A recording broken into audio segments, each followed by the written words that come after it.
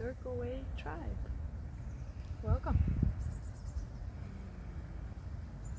So each day we would like to post a little video, a little message from us around something that's going on around the Circleway tribe, a topic that is urgent or maybe just beautiful to share, to expand ourselves on, and to see if we can invite a curiosity in whoever's listening, so we can become these curious beings that expand their way of seeing, for the purpose to build peaceful communities, purpose of being more aligned with the land, with each other, and find a new way of relating with each other again. So welcome to our first little video that we are recording. I think you're going to start. I'm going to start. It's so lovely because actually the children are just over there watching, seeing how we're also creating this video. So I feel actually we are just to be showing that we are here with more presence. Because for me it feels like there's no community that doesn't feel complete if the children are not in the center and part of the Circleway. So just want to call that out. I'm glad they're here to see us in this moment. Also they might give some noise, that's okay. We'll try to be focused. Sound, not noise. Yeah, I also feel there's actually, of course, it's these days where the siege and now all the problems in Gaza just, I think, is so present that I feel a very big urgency to talk about peace and to just sort of dive into it, and at least maybe first have a moment to acknowledge that I'm so grateful for all the people who are now marching to Gaza to do something to try to break the siege. I think it's so courageous, and I just want to send my prayer, and maybe we can all send our prayers to be with them, of course, for the Palestinian people in Gaza that are suffering in so many ways. Yeah, let's just hope it will really create a transformation and an opening up, so that hopefully in all ways peace can enter the country.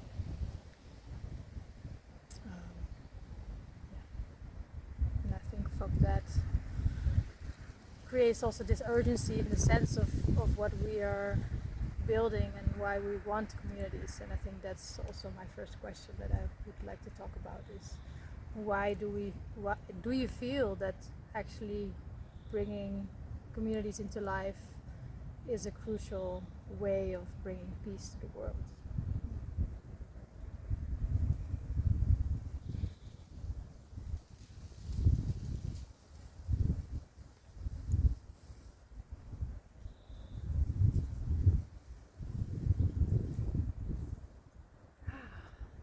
What a question.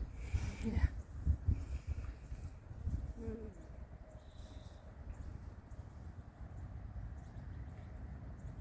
I think this is such a big question, and maybe we can just start with saying that we will not be able to cover it all, not all the ways that we want to expand actually this very global question. What comes to me as my first kind of insight is that we were once a peaceful and connected tribe. I think that I truly feel that this essence of us that so many people write about, the good human beyond all the layers of of what we have been taught to be and believe we are, to protect ourselves and to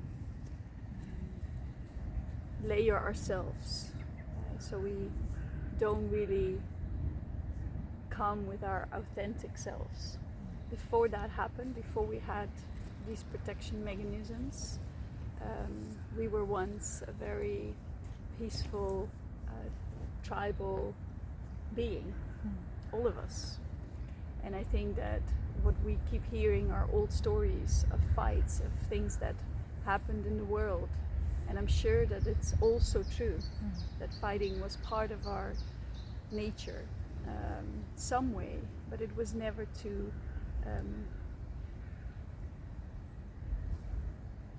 really cause the harm that we're doing right now. I don't think that was ever the purpose of our being, because we are peaceful in our essence.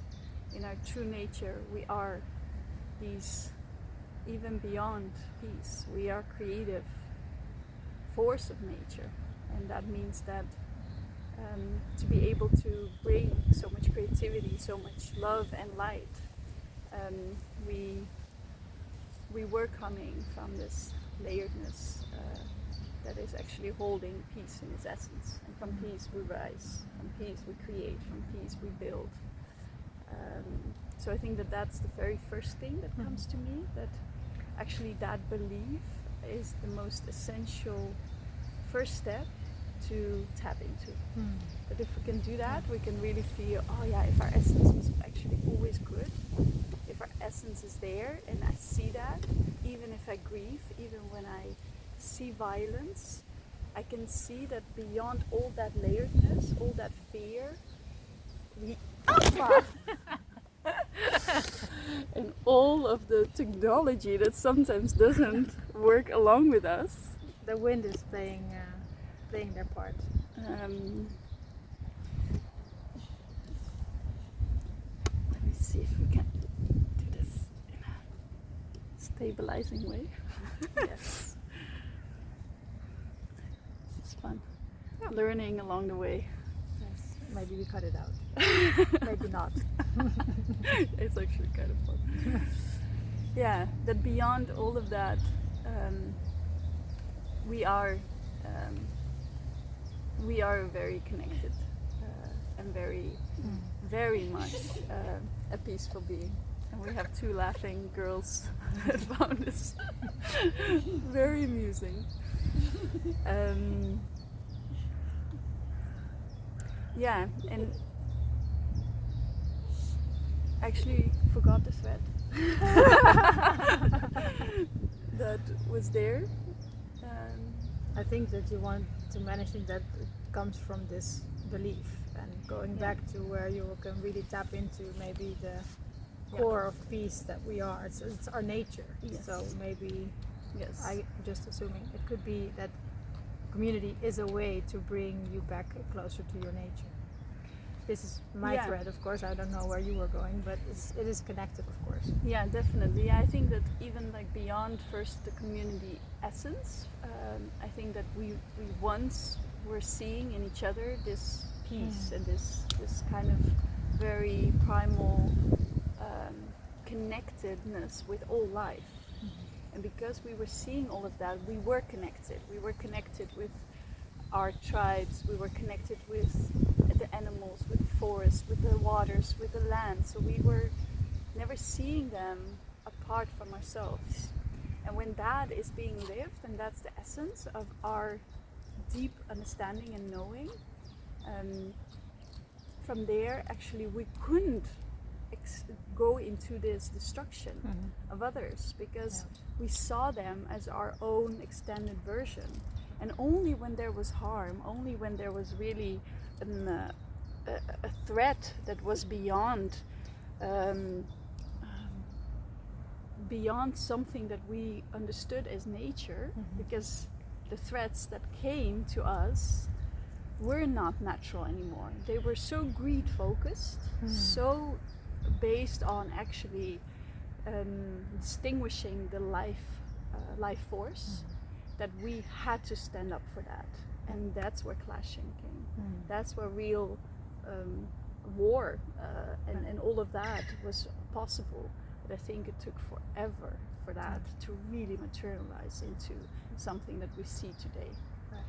And then what you see in communities is that as long as that belief of our relating is rooted in the sense of communities, then I truly believe that peaceful communities are the essence of bringing out something that is called peace. Because if we step inside of our communities again, which we once all knew as part of our relations, it was very natural for us to live together.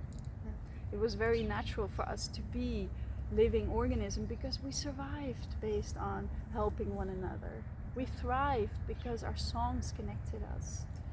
And I think that all of that made us be a very strong unit, a very strong connected unit to each other.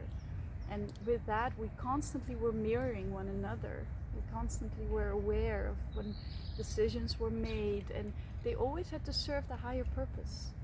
And that's what we see also in community building, is that when that is the essence, everybody clicks into it and feels, oh yeah, this is for me, but it's also for all of us. And maybe sometimes some decisions hurt me, but there is this egoicness inside of me that's actually hurt. And maybe I'm just speaking from more of an essential natural law, I guess, that unites everything. And in practice, this is very hard. In practice, we cannot say that this is just the way we can bring peace right now, because it's so hard to actually have healthy communities, because we as people who form these communities and hold them together need to return back to this essence, into this connectivity. And when we really see that as our main priority, I feel that it's possible. It's a good starting point. Something that came up for me when you talked about the relating is that I find it so interesting the way just we relate to nature just on a daily basis. Like we have these berries coming up now in abundance, and because they're in abundance, we are sharing them with the birds, and we're sharing them with the earth, and it will create more soil, and but we're enjoying them every day, and there's already a connectedness. But sometimes you can feel like, oh, I have to pick all the berries because they're here now, and if I'm late, then the birds will take them, as if that's something wrong. It's like as if, again, you're in separation, and it's either we are eating or they are eating, but we can all eat from the land. And it's just a simple example of something that I feel has been changing also in me, but in us, in the community, that we are, the way we look at snails, I mean, still can be difficult, but they're actually bringing something too. They're also bringing nutrition, they're giving to the soil. So can we accept that they're eating our zucchini plants, right? So it's in these small daily practices that I really feel that there's also a lot of learning. And also something that it makes me curious is that I think what you're saying is living in community is very natural and has been for like decades and millennia, but still now the way we talk about community is a very different thing. It's like you live in a group, and you can live in so many different ways in a group, and not every group is a peaceful community. So I think that's also interesting to tap into maybe another time, or just shortly, like what do you feel is important to establish this peace within a community? Like one thing you already said, it's like if it's your vision and your purpose to look at these things, to come to your oneness, that is a starting point. And then there's so many other elements. Yes. Yeah, I think that there's so many elements indeed that are involved, and we have been experiencing, of course, with our tribe, several aspects that actually either were bringing peace or were challenging peace. And I think these are the kind of things that have to do with the way we make decisions. For example, who is leading a community? And I think this is maybe a topic that we can afterwards go into, like maybe not today, but I think this is one that where a lot of distrust happens, where we have based our system of understanding inside of ourselves on how we want to be led by nature or by our inner nature. We've given away so much power, so much power to existing systems, existing ways of life that we thought they were nurturing us because it was put outside of us. Food is provided outside of us. We are no food providers, so we are depending on companies that and farmers that are bought by these companies. We're depending for all our existential life, shelter, food, all of that on other things than actually our nature. So as long as that's the case, and we are not the in a circle relating with that, and we are not actually able to provide that for ourselves together, we are constantly giving our power away. And then we fear that this can be taken away. The little thing that you still have left, where you feel you have power, and then if so, you feel like somebody else is still influencing you or trying to take control or just deciding something for you. Exactly. Then you feel like, hey, I need to protect it because this is something that I still can control, or I cannot believe that I actually have a certain control over these things. So when we grow our food, and in the summer we can eat for about 60, maybe sometimes 80% of our own garden, this is such an explosion of our abundance, of our life force, that suddenly we really start understanding, we can tap into that actually Earth is in abundance constantly, but we have been segmented away from it, from that force, from that source of resources that we actually have at our feet. And I think that comes back again to relating, that if we can calm our nervous systems down, if we can be with knowing that we are able to live and survive and thrive from nature, we don't have to fear actually. We don't have to fear one another, because there is abundance in that, in those sharings of resources. And then we can expand ourselves in relating. We can start really seeing, like, who are you?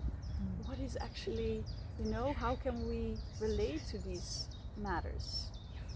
And I think another topic has to do with finances. So decision, finances, economics within communities that cause. And we have seen that. We know how much stress that can provide. And that again has all the connection with how we have a competition around resources. And how we create a system that is actually not in an abundant way flowing. And even actually I want to also highlight something very important, is that we feel that in abundance we flow, but actually it's so beautiful to not always have these berries. Because then in these difficult situations we actually really get to understand that we either can expand in diversity, because we want these beautiful berries to eat, but there's so many other herbs that are there that we have forgotten, plants that we have forgotten. And then we stare at these berries and we want to go for them and we compete, but actually this life is full of abundance. And in food you see that in one of the most natural ways, and something we have been expanding here as well. But that's like the human mind has created a certain tunnel which we see through. And I think that once we open that tunnel and we see actually life is all about that. Life has given us, even in winter time, in springtime, so much abundance. Then we start to recreate our story around all of that we can feed with, everything that we can be providing for our communities. And then a different belief system arises, that actually competition is not a must, competition is not needed. We can trust each other. We can have enough. We can fall in beautiful ways of relating that are very expensive. And there comes another beautiful challenge that we can go into in another time moment. Okay, this is maybe teasing a lot, but Teasing. Yeah. But I think that one of them is, how do we treat relating with one another? How are women related with one another? How are men related? How are we able to love one another more fully? And I think that's at least the personal research that and a quest that I'm on for several years now. And this is one of my favorite topics. It's like, how can we actually create a loving space that when people arrive in, that they can feel at home, feel held, feel that they really can be who they are. And then there's so many. Yes, I think it's a beautiful place maybe also to end, because this is, I think, where we want to go for is explore topic and more we can feel the abundance, then we can share more. And we don't have to feel that the more you have, the less I have. And in the end, I feel everyone wishes. Nobody wishes for people to be without anything, but it's just this feeling that you're in scarcity that makes us want to grab and hold on. And this is one element that creates conflict and war. And that brings it maybe back to the topic, that there is a peace that's needed in all of us to feel this essence that we're not competing with each other.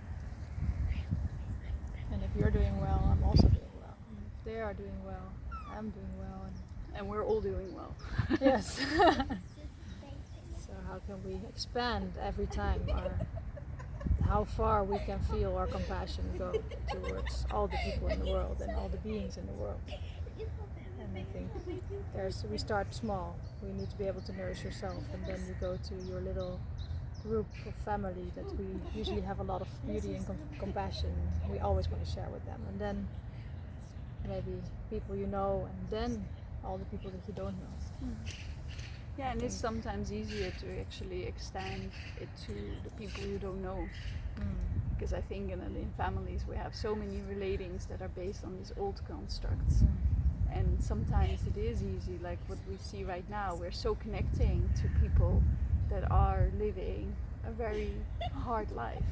And we see our own abundance. We see how much, so we are now being asked to stand up.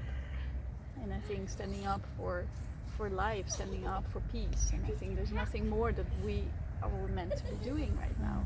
Creating peace communities. And from here we can just really say, okay, it's our hands, it's our minds, it's our hearts that can speak, that can really be speaking the truth about what's actually going on in the world. And I think that that's the layer of fear that is being released in us. So that's our job, to really find truth, to really speak truth, and to really be honest. And I think from here we can also understand more of what we can do. It's a daily practice and a research. Yes. And we want to involve everyone. So I think also if there's already questions that come up or comments, or you want to connect with us in any way, then we're super open and happy to hear from you. Let's send love into the earth and to the people and to Gaza. And to all the other zones in the world where there are wars, there's hunger. Yeah.